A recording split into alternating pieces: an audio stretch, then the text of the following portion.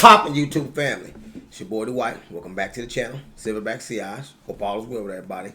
First off, make sure you do me a huge favor. Make sure you like, comment, and subscribe. And punch that bell icon so you be notified when I post new content. Now, with spring being right around the corner, within the next couple of weeks, we're going to be there. You know I had to hit y'all with my top 10 spring fragrances for 2026. So stay tuned if you'd like to find out which ones they are.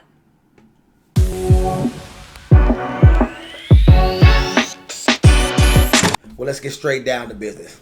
I'm here for a good time, not a long time. And at the number 10 spot, we're going to the house of Banana Republic with Grassland. Now, what do you get with this one here? An aromatic, fresh and spicy green fragrance that has very strong resemblance to Creed's Green Irish Tweed. It's a little bit more watery, maybe even considered to be a little bit more ozonic with a very small hint of some fruits in there though. But this is one of those fragrances that you can walk in your local Burlington and get for like 20 bucks. And this list is going to bring something to the table that past lists may not have. But it's definitely going to prove that you don't have to spend a whole lot of money to smell good in a given season, because all different price ranges will be in this list. At the number 10 spot. At the number 9 spot, we're headed to the house of Farragamo with Farragamo Bright Leather. Reviews already out about this one here. This is list number 2 that is made for spring, and it's extremely fresh, bright, citrusy leather. So it's not one of those ones that where if you don't like the note of leather, you got to run from this fragrance right here. This is one you still may enjoy because of its citrus pop and the freshness and the liveliness that it brings to the table. But well off into the dry down for this fragrance, you do get some muskiness, almost a little bit Bond Number 9-esque. But the leather is prevalent throughout the entirety of this fragrance scent profile, but it's not a cool weather leather. It's a fresh, vibrant, lively leather scent. One that will definitely be in heavy rotation this spring. Next one. We're going back to the house of Banana Republic with Meadow Rain. Now, what you get with this scent profile, also reasonably priced, is a very similar experience to Silver Mountain Water by Creed. Now, this is probably one of the weaker Silver Mountain Water expressions or inspired by fragrances that I've ever ran into. But this one here still gives you about 6 hours worth of performance, which is not overbearing or not beast mode, so to speak. But with it only being $20 at your Burlingtons, I mean, you can spray away and then you can reapply at a later time frame. Even take it with you for the day and enjoy the Silver Mountain Water scent DNA, but at a budget price range. Next one, a very popular cologne fragrance within the cologne fan base, Latafa Atlas. This one here is a dupe of Mega Mirror. And it's an extremely polarizing scent profile, which is either one that you either like or you don't. There's not too many people that's in between, kind of like I am. I'm probably a little bit above in between for this one right here because I do like this scent profile. But I will have to admit, I have to be in the mood for this scent profile because it's extremely strong, long-lasting, beast mode, if you will. And I haven't got a chance to get my nose on Mega Mirror, but I heard that this dupe is extremely close. And you need to watch the sprays, even in the spring with this one here, because it doesn't take many sprays to make your presence felt with this particular offering. It's marine, salty, and aromatic. Next one. One that I've had in the collection since the beginning of the channel. And it just would fall short of making the spring list, but now it's on there. And you'll be able to tell by the dent in this bottle. The dent don't lie that I use it. And that's my Blanc Individual.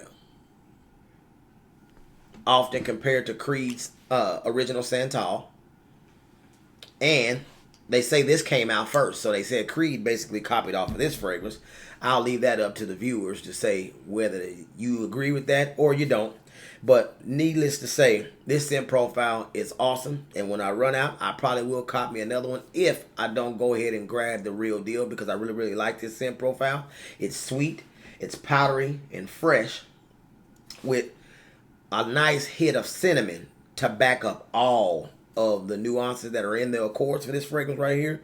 But it's perfect for springtime weather for the simple fact that it transitions well from a hot day to a cooler day. But to me, it really reigns supreme when it's a little bit cooler outside, but not cold.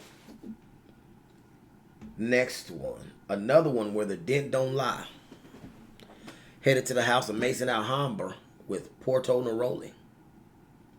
And as you can see by the back of this bottle, the dent don't lie. Me and my wife get major burn on this one. Very, very fresh, citrusy, full of white florals. And it's basically a clone of Tom Ford's Neroli Portofino. And I've actually smelled the real deal quite a few times. And this one actually captured those nuances pretty well. Hence, even on down to the duping of the copying of the bottle, which is kind of wild out here. But this one right here, I'm hearing could be discontinued. I'd like to get my hands on another bottle if it ain't already discontinued, so I can keep it in the stash, because it's just one of those blind grab for, reach for, safe fragrances that is never a bad time to smell like this one here.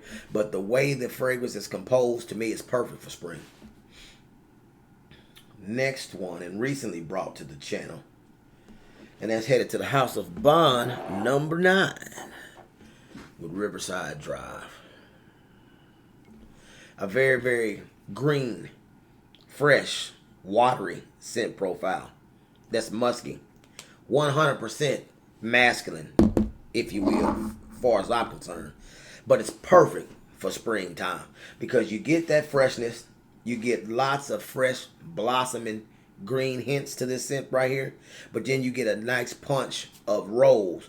But it's not one of those unisex type of rose. It's a very, very watery and freshly cut rose smell that dwindles down to the musky nuances that are in almost all Bond number 9s.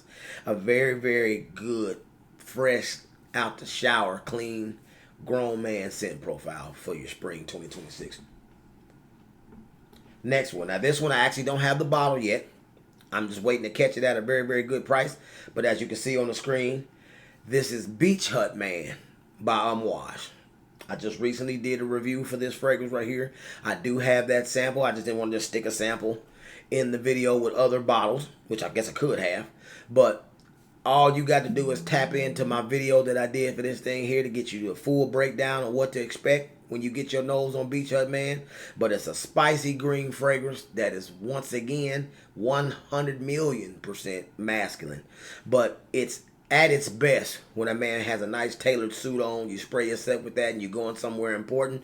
It just further finishes that ambiance or aura that you're bringing to the table in that type of a situation.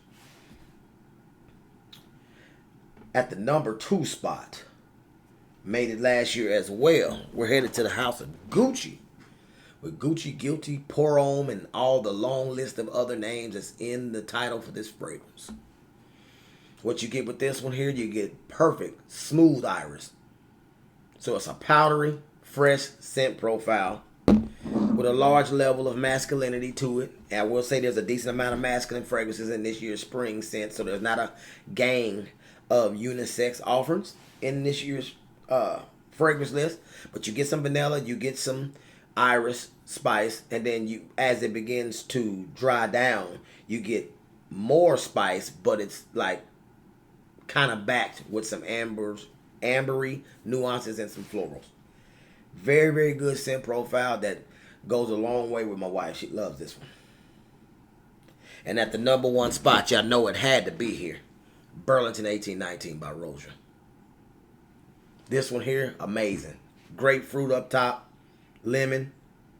You got mint. You got some trying to think of some other notes that I know I pick up in here.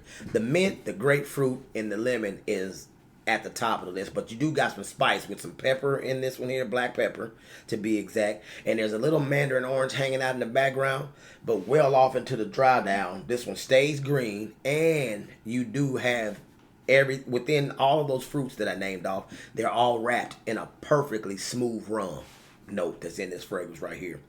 And this one here is different from most boozy scents that I've ever smelled, because this one here is able to be worn to the office. It's able to be worn to Sunday service. It's able to be worn out on date night. It's able to be worn at the cookout. It's one of the most versatile boozy scents that I've ever encountered.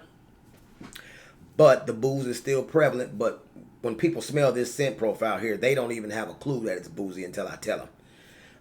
Rosa put a masterpiece together with this fragrance right here, and it's one that I always plan to keep in the collection as long as they're selling it, because it's just that good on down to the bottle presentation. So what are some fragrances that you guys think that's either in my stash that should have made this list, or in your stash that you know I need to get my nose on?